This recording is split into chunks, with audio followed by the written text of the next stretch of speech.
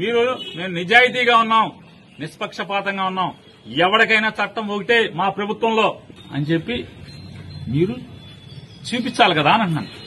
మీరు వెళ్ళాలి కదా, ఎందుకు వెళ్ళరు అని అడుగుతున్నాను. ఏంటి ఈ డ్రామా, ఏంటి ఈ సినిమా, ఏంటి ఎవరిది డ్రామా? రాధాకృష్ణ గారిది డ్రామానా, పవన్ కళ్యాణ్ గారిది డ్రామానా, చంద్రబాబు నాయుడుది డ్రామానా? ఎవరిది డ్రామా ఇది? దాంట్లో లేవా అంటున్నా, దాంట్లో దొంగ బియ్యం లేవా, పీడీఎస్ బియ్యం లేవా దాంట్లో? చూశారా, చూడరా అంటే గుర్రానికి కళ్ళకి గంతలు కడతారు, రోడ్డు ఎంబటి వెళ్ళాలి, అటు ఇటు చూడకూడదని. అట్లా చంద్రబాబు నాయుడు గారు ఏమన్నా గంతలు కట్టాడా? నేను పవన్ కళ్యాణ్ గారు నేను వారిని రిక్వెస్ట్ చేస్తున్నా, మీరు నిజాయితీగా దమ్ముగా ప్రాణాలకు తెగించి సముద్రంలోకి వెళ్లారు కదా, కెన్స్టార్ మీద కూడా వెళ్ళండి. రోజు మచిలీపట్నం సొద్దపోస, మచిలీపట్నంలో అమాయక చక్రవర్తిలో నటించే పేర్ని నాని గారి అక్రమాల భాగవతం గురించి మచిలీపట్నం జనసేన పార్టీ ఆఫీసులో ఈ కార్యక్రమం ఏర్పాటు చేయడం జరిగింది.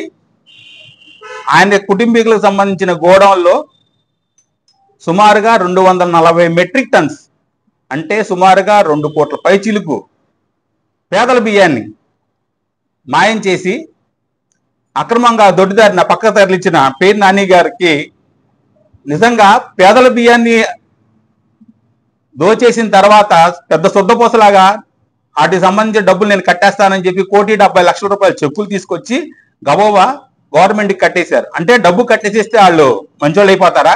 అంటే దొంగతనం చేసిన తర్వాత డబ్బు కట్టేస్తే అందరూ మంచోళ్ళు అయిపోయినట్టే కదా. కాబట్టి ఈ విషయం మీద మీరు డబ్బు కట్టినా కూడా చట్టపరంగా మీ మీద తీసుకునే చర్యలన్నీ తప్పనిసరిగా తీసుకుంటారు, మీకు తగిన బుద్ధి కూడా చెప్తారు. పైగా మీరు ఏ రోజునన్నా గతంలో మీరు అధికారంలో ఉన్నప్పుడు ఎమ్మెల్యేగా మంత్రిగా ఉన్నప్పుడు ప్రెస్ మీట్ అంటే చాలా గౌరవం 4 పేపర్లు వేసుకుని వచ్చేసేసి అందరి మీద వెటకారంగా మాట్లాడేవాళ్ళు. పైగా ఇంకో వెటకారం ఏంటంటే పవన్ కళ్యాణ్ గారు కాకినాడ కోర్టుకి వెళ్ళినప్పుడు Stella ship seize the ship అన్నారు. సీజ్ ద షిప్ అన్న దాన్ని మీరు 10 సార్లు 15 సార్లు చాలా వ్యంగ్యంగా మాట్లాడారు.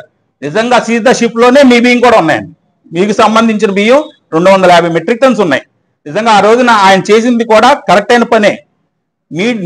మీరు ఎవరి మీద అయితే వ్యంగ్యంగా మాట్లాడేవాళ్ళు కర్మ మీకే తిరిగి వచ్చింది. ఎవరైతే పట్టుకోవాలో వాళ్ళే పట్టుకున్నారు. మా కూటమి ప్రభుత్వంలో నాదెండ్ల మనోహర్ గారు కూడా పౌర సరఫరాల శాఖ మంత్రిగా ఉన్నప్పుడు మీ అవినీతి భాగవతం బయటపడింది. ఇది ఒకటే కాదు, మీరు చేసిన అక్రమాలు కనకరారం లేఅవుట్ లో మీరు చేసిన అక్రమాలన్నీ అందరికీ తెలుసు. కానీ మీరు ఏది తెలియదు అనుకుని బయట పడకోకుండా చేసినవన్నీ బయటికి లాగుతారు. మీకు మచిలీపట్నం ప్రజలు శాశ్వతంగా రాజకీయాల నుంచి దూరంగా జరిగే రోజు దగ్గరలోనే ఉన్నాయి, తగిన బుద్ధి కూడా చెప్తారు. ఈ పేర్ని నాని గాని ఆడి కుమారుడు కిట్టు గాని రాజకీయాల్లో ఉంటే మచిలీపట్నం సర్వనాశనమైపోతుంది. ఎదుగు బతుకు లేని ఉండిపోవటానికి ముఖ్య కారణం ఈ కుటుంబమే. పార్లమెంట్ సభ్యుల్ని అనేక రకాలుగా వేధిస్తూ తను స్వలాభం కోసం, కుటుంబం రాజకీయంగా మనుగడ కోసం ఒక సిన్సియర్గా నాయకుడు ఎవడొచ్చినా సరే భయమే పేరు నానికి. కారణం ఏమంటే వీడు తప్పుల పనులు చేయడానికి వీలవదు. బాలశౌరి గారు ఉన్నాడు, ఒక్క కరప్టెడ్ కాదు, పర్ఫెక్ట్గా ఉంటాడు. ఆయన ఇంటే భయం, ఆయన ఇచ్చుకొని పంపించేయాలి. అంతకుముందు బాడి రామకృష్ణ గారు ఉన్నారు, ఆయన సిన్సియరే, ఆయన ఏదిగా వేధించాడు. ఇలాంటి అతనికి ఎవడన్నా సరే చిన్న మరక అందుట్లో ఎవడన్నా తప్పుడు పనులు చేసేవాడు ఉంటే మన గురించి మాట్లాడేవాడు ఉండడు, మనకు భయం ఉండదు. మనకు ముందు సిన్సియర్ నాయకుడు మనతో తోడుగా ఉండకూడదనే ఒక దుర్మార్గమైన ఆలోచన. అలాంటి నాయకుడి ఉండి ఇవాళ నాయకుడిని చలామణి చేసుకుంటూ ఈ రోజున పేదలకు సంబంధించిన బియ్యం నిజంగా ఆఖరికి నేను అనుకున్నాను, ఎక్కడన్నా సినిమా దర్శకుల దగ్గర డబ్బులు తీసుకున్నాడు, నిర్మాతల దగ్గర డబ్బులు తీసుకున్నాడు, అది వాస్తవం. 100 కోట్లు 70 కోట్లు ప్రూఫ్ కరెక్ట్ గా నా దగ్గర ఆధారంగా ఉండండి. ఇలాంటివన్నీ తీసుకున్నారు. ఇంకా అనేక రకాలుగా హైదరాబాద్ దగ్గర నుంచి ప్లాట్లు, వైజాగ్ దగ్గర నుంచి కోట్ల రూపాయల ఆస్తులు విలువలని కూడా ఒక సిట్టా ఉంది. ఇదంతా వాస్తవ రూపంలోకి రావాలంటే ఇలా బయటపడాలి కాబట్టి వెయిట్ చేస్తున్నాం. అవన్నీ కూడా వివరాలు ఉన్నాయి. కానీ ఇలాంటిని ఎక్స్పెక్ట్ చేయలేదు. ఇది నిజంగా ఇది ఆశ్చర్యంగా ఉంది. పేదలకి సంబంధించింది తను భార్య పేరున ఉన్నటువంటి గోడౌన్లో ఏ రకంగా తప్పుడు పనులు చేస్తాడు అని ఊహించలేం మేము. కనీసం ఇంటికి మాట్లాడక ముందు సుధా, మాటకి వెనక సుధా అని మాట్లాడతాడు. అలాంటి భార్య పేరున ఉన్నటువంటి ఈ గోడౌన్లను అక్కడ తప్పుడు పనులు చేస్తే ఆమెను అరెస్ట్ చేస్తారని తెలియగలడు. నీకు బుర్ర నిండా, నీకు మోకాళ్ళ దగ్గర నుంచి తల వరకు నీకు బుర్రే కదా, అనేక రకాల వెటకారాలు మాట్లాడుతూ ఉంటావు కదా. ఇలాంటి తప్పుడు పని చేస్తావు, నువ్వు తప్పుడోడివే, నువ్వు తప్పుడు పనులు చేస్తావు, ఓకే. ఈ భార్యను ఏం చేస్తారా బాబు? భార్యను కూడా తీసుకెళ్లి పెట్టావు. ఇవాళ సిగ్గేస్తా ఉంది. కోర్టు కాడికి వెళ్తే బెయిల్ కోసం వేశారంట. నీ భార్య గురించి ఆడపని సావరా, ఇంతకన్నా బతుకో. సావు ఇంతకన్నా ఎందుకు నీకు దిగజారి డబ్బుతో ఏం చేసుకుంటావు? ఇంటి ఇళ్ళని తీసుకెళ్లి కోర్టులో పెడతావు, జైల్లో పెడతావా? రేపు బెయిల్ ఇవ్వకపోతే పరిస్థితి ఏంటి? బెయిల్ ఇవ్వాలని కోరుకుంటున్నాం ఒక ఆడ మనిషిగా, సోదరిమణిగా. కానీ మేమింటే నువ్వు చేసిన ఏదో తప్పుడు పని మా పవన్ కళ్యాణ్ గారు కోరుకోడు, ఆడ మనిషిని జైల్లో పెట్టాలని కోరుకోడు. కాబట్టి ఆవిడకి బెయిల్ వస్తే మంచిది అనుకుంటున్నాం. కారణం ఏమంటే నీలాంటి ఎదవని పెళ్లి చేసుకున్నందుకు ఆవిడ ఇవాళ జైలుకి వెళ్ళాల్సిన పరిస్థితి.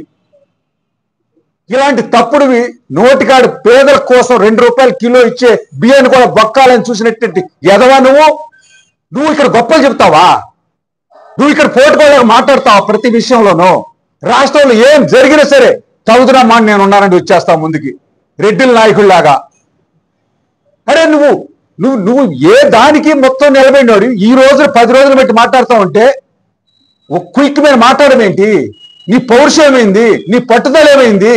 పెద్ద పెద్ద నాయకులు కూడా మోడీ దగ్గర నుంచి కూడా వాడు వీడు అంటావు కదా, నీకు మర్యాదలు ఉన్నాయా? ఒక దొంగని దొంగగారని పిలుస్తారా? ఇక నుంచి నేను దొంగే, పశ్చిమ దొంగ.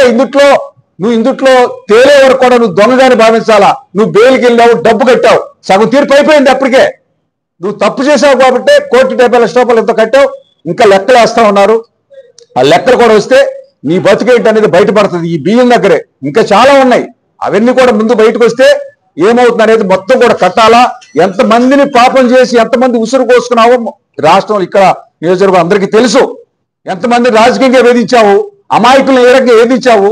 ఇవాళ కన్స్ట్రక్షన్ మచిలీపట్నంలో అద్భుతంగా జరుగుతుంది. ఏ రోడ్డుకి వెళ్ళినా కానీ సందు కూడా బ్రహ్మాండంగా జరుగుతా ఉన్నాయి. అంటే ఈ ప్రభుత్వం ఫ్రీ హ్యాండ్ ఇచ్చింది, ఎవరైనా శుభ్రంగా హాయిగా కట్టుకోవచ్చు అని. ఎన్ని రకాలుగా వేధించావు, ఎంతమందిని కన్స్ట్రక్షన్ ఆపేసావు బందర్లో అభివృద్ధి కాకుండా. కానీ నీ తాజ్ మహల్ మాత్రం పార్టీ ఆఫీస్ అని చెప్పేసి 2 ఎకరాలు ఆక్రమించుకుని గజం ₹1,00,000 చేసే దాన్ని తీసుకుని వాళ్ళ అద్భుతమైన గత 6 రోజుల నుంచి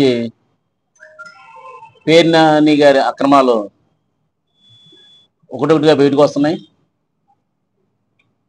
ఆశ ఉండొచ్చు కానీ అత్యాశ ఉండకూడదు. పేర్ని నాని లేడీస్ ఎంటర్ప్రినర్ కింద గోడౌన్ కట్టి దాంట్లో సుమారుగా 2 కోట్లు లబ్ధి పొందావు. మీకు నెలకి 10 నుంచి 20 లక్షలు అద్దె వస్తుంది. దాంతో సరిపెట్టుకోకుండా 2 కోట్లు పొంది నెలకి 10 నుంచి 20 లక్షల రూపాయలు అద్దె పొందుతూ సాలదని చెప్పి పేదల బియ్యం బుక్ చేయటం డైరెక్ట్గా సుమారుగా 4,000 బస్తాలు 4,000 బస్తాలని అక్రమంగా తరలించడం జరిగింది. ఎప్పుడైతే పవన్ కళ్యాణ్ గారిని ఏది ప్రెస్ మీట్ మాడినా ఎమ్మటే తగునమ్మాండు బయలుదేరి ఇష్టాసారంగా మాట్లాడుతున్నావు. మాట్లాడి వీలు మేల్చుకున్నావు. ఇప్పుడు నీ పాపం నీకే కొడుతుంది. అన్యాక్రాంతంగా మా పవన్ కళ్యాణ్ గారిని తిడితే ఏ ఒక్కడు బతికి బట్టకట్టడు. ఆ పాపం కొడుతుంది. మేమైతే మిమ్మల్ని డైరెక్ట్గా ఏం చేయకపోయినా కూడా దేవుడు ఉన్నాడు పైనుంచి. నిన్ను అంటాడతాడు. నీ చేసే అక్రమాలు ఎక్కడెక్కడ ఉన్నాయో అక్కడ గనుల్లో కూడా ఉన్నాయంట ప్రకాశం జిల్లాలో, అవి వస్తాయి బయటికి. అట్లాగే భూములు చాలా ఉన్నాయి, ఆ భూములు బయటకు వస్తున్నాయి. నువ్వు తప్పించుకుంటాకి ఎటువంటి అవకాశం లేదు. ప్రస్తుతం అయితే నీ మీద సింపతి ఉంది ఊళ్ళో, ఏంది ఆడపిల్ల అరెస్ట్ చేస్తారని చెప్పి. ఈ 10 రోజులు జరిగిన పరిణామం అదే. మోతీపాటి లోపల రాజమండ్రి వెళ్ళిపోయాడు. నువ్వు తెలివిగా మీ మిస్సెస్ని పెట్టి ఈ రోజున పబ్లిక్లో కూర్చుని నేను ఇంటిగా ఉన్నాను, ఎక్కడో బయటికి వెళ్ళిపోయారని చెప్పుకుంటున్నావు. ఒక ఆడపిల్లని ఇంటి నుంచి పంపిస్తాం ఎంత నీచాది నీచంగా చేసావో, నువ్వు ఎంతమందిని ఇబ్బంది పెట్టావో, ఎంతమంది మీద కేసులు పెట్టావో, గతమంతా నిన్ను ఎంటాడి వేధిస్తూ ఉంటుందని పేరునానికి తెలియజేస్తున్నాం. అట్లాగే ఈ పేదల బియ్యం బొక్కావు కదా, రాబోయే కాలంలో నీ సామ్రాజ్యాన్ని కుప్పకూలుస్తాకైతే మేము జనసేన తరపు నుంచి పవన్ కళ్యాణ్ తరపు నుంచి సిద్ధంగా ఉంటామని. అట్లా ఈ సన్యాసి ఉన్నాడు పక్కన గుడి. ఆ రోజు సన్న బియ్యం అంటే నాకు పెద్ద కోపం వచ్చిందండి. సన్న బియ్యం ఇస్తాను ఎవలేదంటే రెచ్చిపోయాడు. ఆ మున్నా కూడా ఎక్కడ ఉన్నాడు. ఇప్పుడు బియ్యాన్ని లూటి చేశారు వీళ్ళు. మేము దుడ్డు బియ్యం ఇస్తున్నావు, సన్న బియ్యం ఇవ్వరా అని చెప్పి, లావు బియ్యం ఇస్తున్నావు, సన్న బియ్యం అంటే నేను ఎక్కడిస్తానని చెప్పి నోటుకు వచ్చినట్టు బాను బొరగలేసిన వాగిన ఈ యాదవలు ఎవరో వాళ్ళు కనపడతారు. అప్పుడు జోగి రమేష్ ఇష్టానుసారంగా వచ్చి మన మీదకి ఎంత మాట పడితే అంత మాట అన్నవాళ్ళు. ఈ యాదవులందరూ ఎక్కడో సమాధి కట్టుకునే పరిస్థితి వచ్చింది. కాబట్టి రాబోయే కాలంలో మిమ్మల్ని అసలు మామూలుగా భూస్థాపితం చేస్తామని తెలియజేస్తున్నాం. గారి గురించి మాట్లాడేది నేను ఏదన్నా రాజకీయంగా ఏదైనా సరే ఈ రాష్ట్రంలో 11 మందికి క్రికెట్ టీంకి సెట్ అయిన వైఎస్ఆర్సీపీలో నేనే పతివ్రతనని చెప్పి చెప్పుకునే మన పేరు నాని గారు కానీ పేరుని కిట్టు కానీ ఇవాళ వాళ్ళ ఒక దొంగల ఫ్యామిలీ కింద ఎంచుకోవటానికి వాళ్ళని ఒక కరెక్ట్గా పెద్ద దొంగ అని అంటాకి ఇదే నిదర్శనం అండి. ఆయన ఇంట్లో ఫ్యామిలీని కూడా బలి పశువుని చేయగలగల వ్యక్తి ఎవరైనా ఉన్నారు అంటే ఒక ఆడకూతుర్ని పేరు నాని గారే. వాళ్ళ పార్టీలోనే ఉందండి, సొంత వైఎస్ఆర్సీపీ ఫ్యామిలీలోనే ఉంది. ఏంటంటే వైసీపీ ఫ్యామిలీ అంటే జగన్మోహన్ రెడ్డి గారి దగ్గర నుంచే ఉంది. వాళ్ళు మాట్లాడేదానికి దేనికి అర్థం ఉండదు. పేదలు తినేది బియ్యం కిలో 2 రూపాయలు, ఆ బియ్యానికి కూడా కక్కుర్తిపడిన వ్యక్తి పేర్ని వెంకటరామయ్య గారు, పేర్ని నాని గారు. వీళ్ళు చేసే పనులు చూస్తే అర్థం పర్థం ఉండవు. అదే ఏదైనా ఒక్క ఇష్యూ మీద ఎవరైనా చిన్న తప్పు చేస్తేనో ఏదన్నా చిన్న మాట అంటేనో వాళ్ళని ఎక్కడ దాకా అంటే అక్కడ దాకా తీసుకెళ్లేదాకా కూడా వదలరు. బాలశౌరి గారు వైసీపీలో ఉన్నప్పుడు ఎన్నో రకాలుగా ఎన్నో మంచి మంచి కార్యక్రమాలు మంచి మంచి పనులు చేద్దామని చెప్పి చూస్తే ఆయన అడ్డుకున్నారు. ఎందుకంటే ఇట్లాంటి ఎక్కడ బయట పడతాయా, బాలశౌరి గారు ఉంటే ఎక్కడ అడ్డొచ్చేస్తాడా అని చెప్పి గొడవ పెట్టుకొని అట్లాంటి మంచి వ్యక్తిని ఇవాళ రోజున ఒక స్టేడియం కానీ, ఓ స్టేడియం కూడా వచ్చేదండి. వాటికి పోర్ట్ ఎలా వచ్చిందో, రైల్వేని ఎంత డెవలప్ చేశారో ప్రతిదీ డెవలప్ చేసేవాళ్ళండి. వాళ్ళ పక్కన మన అంబేద్కర్ భవన్ ఉందండి, దాన్ని పట్టించుకోవాలా, ఆయనకి ఆ కళ్ళు కనపడలా. వాళ్ళ పార్టీ ఆఫీస్ కనిపించిందండి 2 ఎకరాల్లో, పార్టీ జిల్లా ఆఫీస్ కట్టుకున్నాడు నాని గారు. అంబేద్కర్ భవన్ కనపడలా. అది రవాణా శాఖగా ఉన్నప్పుడే ఈయన, నేను ఎన్నోసార్లు ప్రెస్ మీట్ లో చాలా సార్లు చెప్పా, గంజాయి తరలించాడు. ఈయన మంత్రిగా ఉన్నప్పుడు వాళ్ళ తనయుడు పేరుని కిట్టు, ఆయన కాలువైతో ఆయన అందులో ఉండి మన రాష్ట్రం నుంచి గంజాయి తరలించిన వ్యక్తి ఏకైక వ్యక్తి పేరుని కిట్టు, పేరుని నాని గారు. ఇది 100% వాస్తవం అండి. అలాగే బియ్యం తరలించాడు. ఈయన చేసిన పనులు అందరూ 100 కోట్లు అనుకుంటున్నారు, 1000 కోట్లు కాస్తూ అధిపతి అయ్యాడండి ఈయన. ఎక్కడ చూసినా బందర్లో ఏ పక్కన చూసినా నాని గారి బినామీ, ఇది నాని గారి స్థలం. ఒకళ్ళ పేర్లు ఎందుకులేండి, కర్గ్రహారం అయితే మట్టితో దొలిచేశారు. మొత్తం సముద్రం కానీ పొంగి వస్తే అప్పుడు సునామీలో అక్కడ దాకానే వచ్చింది, ఇప్పుడైతే బందర్ దాకా వస్తుంది. అదనమాట. ఈ పాపాత్ములు మళ్ళీ మాట్లాడతారు.